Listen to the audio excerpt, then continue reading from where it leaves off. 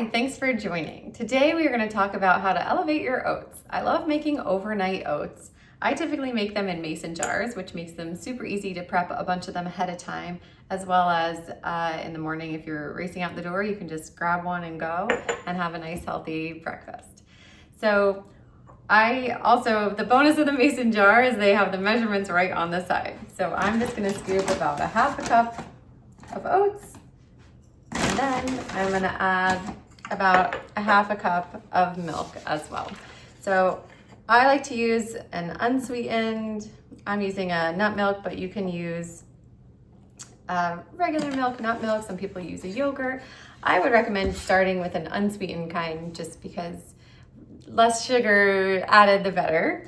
And then to this, I'm gonna add a bunch of fiber and protein. So I'm gonna add 2 tablespoons of hemp hearts, spill in a little. I'm gonna add about a tablespoon and a half of chia seeds, and I'm gonna add a tablespoon of flax seeds. Plus, for a little flavor, I like to add about a teaspoon-ish of vanilla extract, and I always like to add a little bit of cinnamon. 1 for the flavor, and 2, it's always a good anti-inflammatory. That is pretty much it. Mix it up. This combination of ingredients right here will give about 22 grams of protein and 13 grams of fiber. And then that's it. Just close it up, store it overnight. Soaking the oats overnight increases something called resistant fiber or resistant starch, which is a prebiotic fiber that aids in digestion. It will decrease your blood sugar spikes, help you feel full, and anything that is helping with our gut health is helping with our overall health as well. If you're not used to eating a bunch of fiber, I would probably start adding these ingredients slowly just so you don't cause any sort of bloating or stomach upset.